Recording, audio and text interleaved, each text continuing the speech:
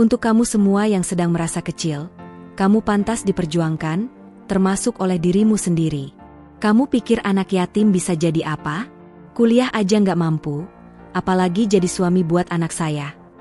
Kalimat itu masih terngiang di kepala Farhan. Sudah bertahun-tahun lewat, tapi rasanya masih baru semalam diucapkan. Ucapan yang datang dari mulut seorang lelaki berseragam, tegap, gagah, tapi tajam seperti pisau. Bukan tajam karena tegas, tapi tajam karena merendahkan. Tajam karena menilai orang dari kekurangannya. Farhan waktu itu cuma bisa diam, menunduk, bukan karena kalah, tapi karena ia tahu, kalau dia menjawab, air matanya bisa tumpah di depan lelaki itu. Dan Farhan paling anti kelihatan lemah. Padahal, dia datang baik-baik.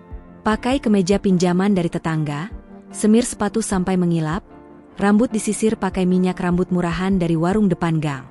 Dia datang bukan buat ribut, bukan buat pamer. Cuma mau bilang, dia serius sama Rizka. Tapi di depan Pak Johan, ayah Rizka yang juga seorang polisi senior, Farhan bukan siapa-siapa. Anak yatim. Tinggal sama ibu di rumah kecil yang atapnya bocor tiap musim hujan. Nggak kuliah. Nggak punya gelar. Nggak punya jabatan. Dan karena itu, buat Pak Johan, Farhan juga nggak punya masa depan. Kamu baik, saya tahu, tapi hidup nggak cukup cuma dengan baik. Satu lagi kalimat yang ditancapkan Pak Johan ke dadanya. Seperti paku yang dipukul pelan-pelan tapi pasti, makin dalam. Farhan mengangguk waktu itu, pamit dengan senyum hambar. Tapi dalam hati, satu suara kecil berbisik. Tunggu, Pak, satu hari nanti saya balas. Bukan dengan marah, tapi dengan bukti. Dan itulah hari di mana tekad Farhan terkunci. Dia nggak nangis, tapi malam itu, dia berdiri lama di depan kaca sempit di kamarnya. Melihat dirinya sendiri. Memandang wajah yang lelah tapi keras kepala. Lalu dia angkat tangan, mengepal, dan berbisik ke bayangannya sendiri. Kalau dunia bilang kamu nggak bisa, buktikan sebaliknya. Malam itu juga, dia buka-buka brosur seleksi Bintara TNI. Laman-laman lama yang pernah dia download dari warnet. Dia baca satu-satu syaratnya. Usia, tinggi badan, fisik, mental, tes kesehatan, psikotes, pantuhir, semuanya tampak berat. Tapi satu hal yang tidak tertulis di situ, status anak yatim bukan penghalang. Dan itulah satu-satunya harapan yang ia genggam erat. Cerita Farhan baru saja dimulai. Ini bukan kisah tentang balas dendam, ini cerita tentang membalas hinaan dengan pencapaian. Tentang menjadi lelaki tanpa harus lahir dari keluarga mapan. Tentang membuktikan bahwa masa lalu bukan penjara, tapi bahan bakar. Kilauan yang sudah subscribe dan like, saya doain hari ini mendapatkan rezeki yang melimpah dan disembuhkan dari segala penyakit. Jangan lupa absen di kolom komentar, dari daerah mana saja kamu menonton video ini.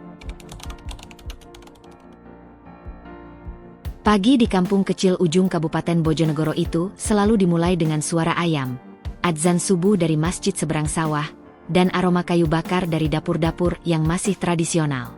Farhan sudah bangun dari jam 4. Bukan buat olahraga, tapi buat bantu ibunya menyiapkan gorengan dan nasi bungkus yang akan mereka titipkan di warung depan gang. Bu Winda, ibunya Farhan, adalah wanita kecil dengan tangan kasar karena cucian dan kulit yang menghitam karena matahari. Tapi senyumnya selalu utuh tiap pagi. Farhan belajar tentang hidup bukan dari sekolah, tapi dari ibu. Tentang keteguhan, tentang syukur, tentang diam saat dihina, dan tetap mendoakan orang yang menyakiti. Han, nanti jangan lupa antar galon ke rumah Bu Asih ya. Ibu mau masak lontong banyak hari ini. Farhan hanya mengangguk sambil mengangkat keranjang penuh tahu isi. Dia bukan anak remaja biasa. Umur 18. Tapi pikirannya sudah seperti kepala rumah tangga. Teman-temannya sibuk nongkrong, main HP, atau mikir kuliah. Farhan sibuk mikir gimana caranya nyambung hidup dan tetap bisa bantu ibunya. Tapi satu hal yang membuat hidup Farhan tidak sepenuhnya kelabu adalah Rizka. Rizka bukan gadis biasa. Anaknya Pak Johan, perwira polisi yang terkenal galak dan kaku di wilayah itu.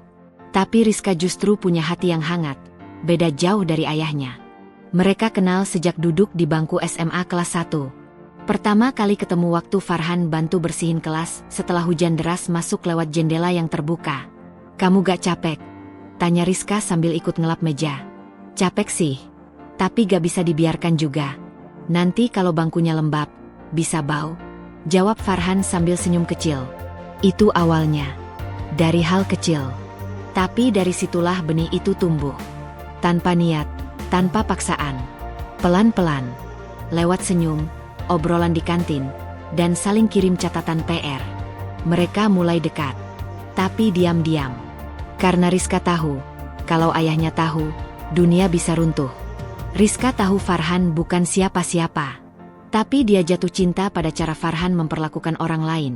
Lembut, sabar, tidak pernah sombong, dan sangat sayang pada ibunya. "Aku nggak butuh cowok kaya. Aku cuma butuh yang bertahan di sampingku pas aku susah," kata Rizka suatu malam lewat chat. Farhan menjawab, "Aku gak janji jadi yang terbaik. Tapi aku janji, aku gak pergi." Sayangnya, dunia gak semudah itu. Pak Johan mulai curiga. Melihat anak gadisnya sering senyum sendiri, pulang sekolah lebih lama. Suatu hari, Pak Johan melihat sendiri Farhan dan Rizka pulang bareng dari sekolah. Dan hari itulah, hari yang akan selalu diingat Farhan. Dia berdiri di depan rumah mewah milik keluarga Rizka, dengan degup jantung kencang dan kemeja pinjaman dari tetangga. Dia pikir, kejujuran akan diterima baik. Tapi dia salah. Kehidupan Farhan tidak mudah. Tapi dari kampung sederhana itu, dari rumah kayu yang atapnya bocor, dan cinta yang tumbuh diam-diam, lahir satu tekad. Farhan ingin berubah, bukan demi membalas, tapi demi membuktikan. Hujan baru saja reda waktu Farhan berdiri di depan rumah besar itu. Bau tanah basah masih terasa di udara. Baju kemeja biru muda yang ia setrika sendiri pagi tadi mulai lembab. Sepatu pantofel pinjaman dari Mas Anto tetangga sebelah tampak kaku di kaki. Tapi Farhan tetap berdiri tegak. Rizka sudah menunggu di dalam. Wajahnya tegang. Dia tahu ini akan jadi hari yang berat, tapi dia juga tahu Farhan gak akan mundur. "Aku percaya kamu," bisik Rizka di depan pintu, sebelum dia buka dan memanggil ayahnya. Farhan mengangguk, menarik napas dalam-dalam. Lalu muncullah sosok yang selama ini hanya ia dengar cerita. Pak Johan. Tegap, dada bidang, wajah kaku seperti patung marmer. Mata tajam. Tajam seperti sedang mengukur isi hati orang hanya dari cara dia berdiri. Pak Johan tidak menyuruh Farhan duduk. Tidak bertanya kabar. Hanya berdiri, menyilangkan tangan di dada, menatap Farhan dari ujung kaki sampai ujung rambut. "Kamu siapa?" Suara itu rendah, berat. Farhan menunduk sopan, lalu menjawab, "Saya Farhan, Pak. Saya teman sekolah Rizka. Saya datang karena saya serius dengan Rizka." Hening. Suara detak jam dinding tua di ruang tamu jadi satu-satunya yang terdengar. Rizka berdiri di samping ibunya, gugup. Pak Johan mengangkat alis, lalu tertawa pendek. Bukan tertawa karena lucu, tapi tertawa meremehkan. "Serius? Anak yatim, kerja aja belum, kuliah juga enggak? Kamu pikir bisa bawa anak saya ke masa depan?" "Maaf, Pak. Saya memang belum kuliah. Tapi saya sedang mempersiapkan diri ikut seleksi Bintara. Saya yakin saya bisa." "Bintara?" potong Pak Johan, suaranya meninggi. "Kamu pikir masuk TNI itu gampang? Banyak anak pejabat aja gak lolos. Kamu cuma anak penjual gorengan, mimpi kamu terlalu tinggi." Farhan diam. Genggaman tangannya mengepal di sisi tubuh. Rizka mulai berkaca-kaca, tapi dia tahu ini bukan saatnya bicara. "Lagi pula," lanjut Pak Johan, "saya tidak akan biarkan anak saya hidup susah. Kamu baik, tapi hidup tidak cukup dengan jadi orang baik." Dan saat itulah, Farhan merasakannya, dadanya seperti diremas. Bukan karena malu, tapi karena kecewa. Bukan karena harga dirinya diinjak, tapi karena mimpi yang dia tata pelan-pelan, dihancurkan dalam satu sore. "Maaf mengganggu waktu Bapak," ucap Farhan sambil menunduk dalam. "Terima kasih sudah mendengarkan." Dia lalu melangkah pergi, meninggalkan rumah besar itu dengan langkah berat, tapi kepala tetap tegak. Di jalan pulang, hujan kembali turun. Farhan berjalan cepat sambil menahan air mata. Tapi bukan karena patah hati. Bukan karena ditolak. Tapi karena ada luka yang lebih dalam dari itu. Dirinya dianggap tidak pantas, hanya karena dia lahir tanpa ayah dan tanpa gelar. Sampai rumah, Bu Indah langsung tahu ada yang salah. Tapi Farhan cuma senyum kecil. Gagal, Bu. Kamu gak gagal, Han? Jawab Bu Indah sambil menepuk punggung anaknya pelan. Kamu cuma belum selesai.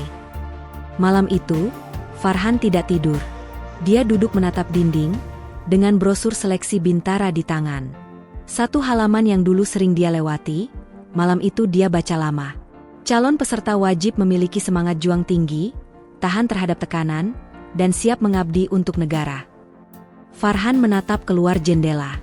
Langit mendung. Tapi dalam dirinya, satu cahaya mulai menyala. Aku akan datang lagi ke rumah itu, Bu. Tapi nanti, dengan seragam di badanku. Pagi-pagi buta, Farhan sudah berdiri di lapangan terbuka milik Koramil Kecamatan.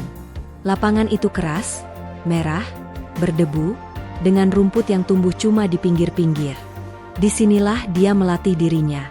Sendirian, tanpa pelatih, tanpa sepatu khusus, tanpa uang untuk les atau bimbingan masuk TNI seperti anak-anak pejabat yang sering dia lihat di internet. Aku nggak punya uang, tapi aku punya waktu. Dan aku bisa kerja lebih keras dari siapapun. Dia ulang kalimat itu setiap pagi, seperti mantra. Sambil lari keliling lapangan, sit up di tanah yang panas, push up dengan tangan berdarah, hingga dia terbiasa dengan rasa sakit. Sakit bukan musuhnya, tapi teman yang mengingatkan bahwa dia masih hidup dan belum menyerah.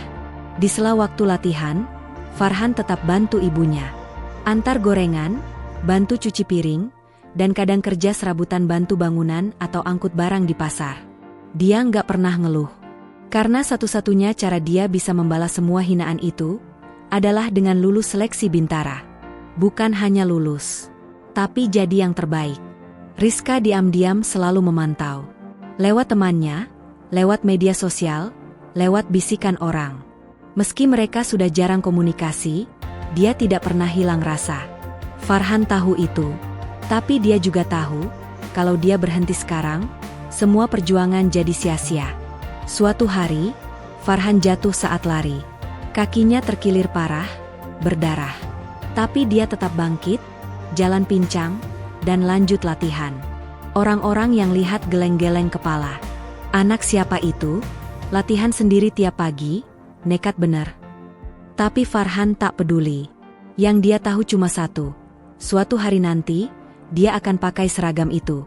Dan dia akan kembali berdiri di depan Pak Johan, bukan sebagai anak yatim yang dihina, tapi sebagai prajurit yang dihormati. Malam-malam, di kamarnya yang sempit, Bu Indah suka menyeka kaki Farhan yang luka. Sakit, Han? Sakit, Bu. Tapi lebih sakit waktu dibilang saya gak akan jadi apa-apa. Bu Indah menatap wajah anaknya lama-lama, matanya berkaca-kaca. Lalu dia pegang tangan Farhan. Ibu nggak pernah percaya kata-kata orang. Ibu percaya anak ibu bisa, asal kamu gak berhenti. Dan itu cukup buat Farhan terus jalan. Dia mulai pelajari soal-soal seleksi. Ngumpulin uang buat bayar transport ke tempat tes. Bahkan jual HP satu-satunya demi beli sepatu lari bekas. Hari demi hari, bulan demi bulan. Farhan bukan cuma berubah fisik, tapi juga mental. Dulu dia takut ditolak. Sekarang dia siap kalau dunia masih bilang, tidak. Karena kali ini, dia bukan datang dengan tangan kosong. Tapi dengan perjuangan yang gak bisa diukur pakai nilai rapor, atau jumlah saldo rekening. Di akhir episode ini, satu kalimat tertulis di dinding kamarnya, dengan spidol merah. Kalau kamu dihina karena kamu miskin, buktikan bahwa kamu gak perlu kaya untuk jadi luar biasa. Hari itu datang juga. Langit mendung, tapi hati Farhan terang. Dia berdiri di barisan para calon Bintara, seragam putih abu-abunya sudah lusuh, tapi sepatunya bersih, disemir semalaman penuh. Di kanan kirinya berdiri anak-anak dari keluarga yang tampak mapan, rambut rapi, sepatu mahal, bawa bekal makanan dari mobil pribadi. Farhan cuma bawa roti tawar dan air mineral. Tapi tekadnya, Tak tertandingi. Nomor peserta 016, Farhan Ramadan. Suara panitia menggema dari toa. Farhan maju, dada tegak, pandangan lurus. Detik itu, semua rasa gugup, cemas, dan kenangan hinaan Pak Johan muncul lagi seperti film diputar ulang. Tapi Farhan bukan anak yang sama seperti dulu. Tes pertama, lari 12 menit. Farhan berlari, bukan sekadar dengan kaki, tapi dengan kenangan. Dengan wajah ibunya. Dengan suara tawa Rizka. Dengan luka-luka yang belum sembuh. Dengan semua kata-kata yang pernah menjatuhkan. 1 putaran, 2, 3. Nafas mulai pendek. Kaki nyaris menyerah.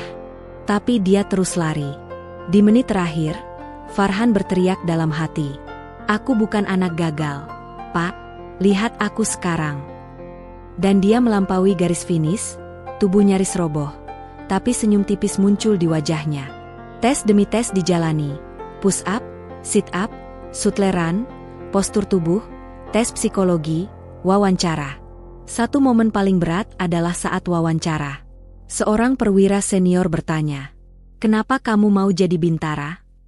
Farhan menatap mata pewawancara itu, dan dengan suara tenang dia menjawab, "Saya ingin membuktikan bahwa hidup bukan ditentukan dari siapa orang tua kita, tapi dari seberapa keras kita mau berjuang." Pewawancara itu terdiam, menyilangkan tangan, lalu menuliskan sesuatu di berkas Farhan. Farhan tak tahu apa, tapi saat keluar ruangan, dia tahu satu hal. Apapun hasilnya nanti, aku sudah berdiri sejauh ini, bukan untuk menyerah di sini. Seminggu kemudian, pengumuman hasil seleksi dipasang di papan pengumuman. Puluhan nama tertempel. Wajah-wajah tegang berkumpul, mencari nama masing-masing. Farhan berdiri agak jauh. Jantungnya berdetak makin cepat. Dia menunggu sejenak, menutup mata, lalu perlahan melangkah mendekat. Baris ketujuh. Nomor peserta 016. Farhan Ramadan, lulus peringkat 1. Tangannya langsung menutup mulut. Mata basah. Nafas tersengal. Ya Allah, ini bukan mimpi, kan? Orang-orang menyalaminya. Bahkan panitia pun memberi selamat khusus. Tapi Farhan cuma berpaling, menatap langit, lalu tersenyum sambil berbisik, "Bu, aku lulus. Aku lulus." Sore itu, Farhan pulang ke rumah, dan Bu Winda sudah menunggu di teras dengan tangan gemetar. "Han, gimana hasilnya?" Farhan tidak menjawab. Dia cuma memeluk ibunya erat, sangat erat, seperti anak kecil yang akhirnya menang setelah bertarung sendirian. "Bu, anak ibu bukan siapa-siapa, tapi sekarang, anak ibu akan jadi bintara TNI." Bu Winda menangis. Bukan karena sedih, tapi karena dia tahu, doa-doanya didengar. Setahun berlalu. Waktu berjalan cepat bagi orang yang sibuk memperbaiki hidup, dan Farhan adalah salah satunya. Di barak pelatihan, dia tidak hanya bertahan, dia bersinar. Disiplin, fokus, rendah hati. Bahkan para pelatih mengenalnya sebagai anak yang kalau jatuh, gak pernah minta tolong, tapi bangkit sendiri dan terus lari. Farhan lulus sebagai siswa terbaik. Bukan karena fisiknya paling kuat, tapi karena hatinya paling kuat. Dan hari itu datang juga, hari saat dia berdiri di depan cermin, mengenakan seragam bintara TNI untuk pertama kalinya. "Bu." "Iya, Nak. Kalau ayah masih hidup, ibu rasa beliau bangga gak sama aku." Bu Winda menatap anaknya lama-lama. Senyumnya penuh air mata. "Ayahmu gak pernah pakai seragam, Han. Tapi hari ini, kamu pakai seragam untuk semua laki-laki yang gak sempat membuktikan diri." Farhan hanya mengangguk. Hatanya hangat. Tapi pikirannya satu, Pak Johan. Hari itu juga, Farhan berdiri lagi di depan rumah yang dulu membuatnya merasa kecil. Tapi kali ini dia bukan anak sekolah dengan kemeja pinjaman. Dia adalah seorang prajurit, datang bukan untuk pamer, tapi untuk menepati janji. Pintu dibuka oleh Ibu Rizka. Wajahnya kaget, tapi langsung tersenyum hangat. "Farhan? Ya Allah, kamu makin gagah, Nak." "Assalamualaikum, Bu. Apa Pak Johan ada di rumah?" Langkah Pak Johan terdengar dari dalam. Suara langkahnya masih sama, tegas. Tapi kali ini, dia terhenti sejenak saat melihat Farhan berdiri di depan pintu, dengan seragam yang dulu dia remehkan. Hening. Farhan memberi hormat. Izin, Pak. Saya Farhan. Dulu pernah datang ke sini, waktu saya masih pakai kemeja lusuh dan harapan seadanya. Sekarang saya datang lagi, Pak, dengan seragam yang Bapak bilang gak mungkin saya punya. Pak Johan tak langsung bicara. Dia menatap mata Farhan, lama. Wajahnya berubah. Tatapannya bukan lagi penuh penolakan, tapi semacam kegetiran. Seolah dia sedang menelan semua kata-kata yang dulu pernah ia lontarkan. Masuk, Han. Di dalam ruang tamu, suasana tegang. Rizka muncul dari balik pintu dapur. Matanya membesar melihat Farhan dalam seragam lengkap. Mereka hanya saling pandang, tak bicara. Tapi senyum kecil di wajah Rizka sudah cukup bilang semuanya. Aku tahu kamu pasti bisa. Pak Johan duduk, menarik napas panjang. Kamu lulus? Iya, Pak. Siswa terbaik. Kamu masih niat sama anak saya? Masih, Pak. Lebih dari dulu. Tapi kali ini, saya datang bukan untuk minta Bapak percaya. Saya datang untuk menunjukkan bahwa saya sudah layak. Suasana hening lagi. Lalu Pak Johan bangkit dari duduknya, menatap Farhan dalam-dalam. Dulu saya salah. Saya menilai kamu cuma dari masa lalu kamu. Padahal masa depan belum tentu ditentukan dari sana. Kalau kamu masih serius sama Rizka, saya restui. Farhan terpaku, antara tak percaya dan lega. Air matanya hampir jatuh, tapi dia tahan. Dia hanya mengangguk pelan, memberi hormat lagi. Terima kasih, Pak. Terima kasih banyak. Rizka mendekat, memegang tangan Farhan. Untuk pertama kalinya, mereka berdiri berdampingan di depan ayah Rizka, bukan sebagai sepasang anak muda yang harus sembunyi-sembunyi, tapi sebagai dua orang yang siap melangkah bersama. Sejak hari itu, hidup Farhan perlahan berubah. Bukan jadi kaya raya, bukan tiba-tiba punya mobil mewah atau rumah besar. Tapi hatinya lebih tenang, langkahnya lebih pasti, dan kepalanya bisa tegak setiap kali orang menyebut namanya. Setelah resmi menjadi bintara aktif, Farhan ditugaskan di luar kota. Tapi setiap kali dia cuti, dia selalu pulang ke kampung. Menemui Bu Winda, membantu bersih-bersih rumah, dan menemani Rizka, yang kini sudah bisa datang ke rumah tanpa sembunyi-sembunyi. Hubungan mereka tak lagi dipenuhi ketegangan. Pak Johan perlahan melunak. Memang, ia bukan tipe orang yang tiba-tiba jadi hangat dan ramah. Tapi sejak malam Farhan datang dengan seragam itu, ia mulai melihat Farhan bukan sebagai ancaman, tapi sebagai pria yang layak dihormati. Saya salah menilai kamu, Han. Kamu laki-laki yang sabar, dan sabar itu mahal, katanya suatu sore, saat mereka minum teh di beranda. Farhan hanya tersenyum kecil. Saya cuma gak ingin jadi seperti orang yang menghina saya, Pak. Makanya saya diam. Kalimat itu membuat Pak Johan tertunduk. Dalam diam, ia tahu, anak muda ini lebih dewasa dari banyak orang seusianya. Sementara itu, Rizka mulai menata masa depannya juga. Ia kuliah di bidang psikologi, ingin suatu hari membuka tempat konseling untuk anak-anak muda dari keluarga kurang mampu. Katanya, itu terinspirasi dari Farhan. Aku lihat kamu waktu jatuh. Sendirian, gak ada yang percaya, tapi kamu tetap jalan. Anak-anak di luar sana juga perlu punya harapan seperti itu. Farhan memegang tangan Rizka, lembut. Kita bangun tempat itu bareng-bareng, ya? Biar gak ada lagi anak yatim yang dianggap remeh cuma karena hidupnya sulit. Kampung tempat Farhan tinggal pun ikut berubah. Anak-anak muda mulai termotivasi. Banyak yang minta saran ke dia soal masuk TNI, soal hidup mandiri, soal tetap teguh walau hidup keras. Farhan tak banyak bicara. Tapi setiap ucapannya selalu jujur dan membumi. Karena dia pernah di titik paling bawah, dan tahu rasanya dicemooh.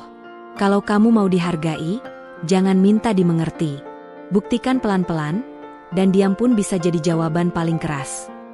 Itulah kata-kata yang ia ucapkan kepada anak-anak di musola kampung, sambil memberi mereka latihan fisik ringan setiap minggu pagi. Pak Johan, suatu malam, berdiri lama di depan foto lamanya saat masih berpangkat AKP. Ia memandangi seragam di foto itu, lalu pandangannya beralih ke foto terbaru Farhan dan Rizka yang kini berdiri berdampingan, tersenyum, dengan seragam kebanggaan di dada Farhan. Saya dulu pikir seragam itu soal status. Ternyata, seragam itu soal layak dan pantas. Dia menyeka matanya diam-diam.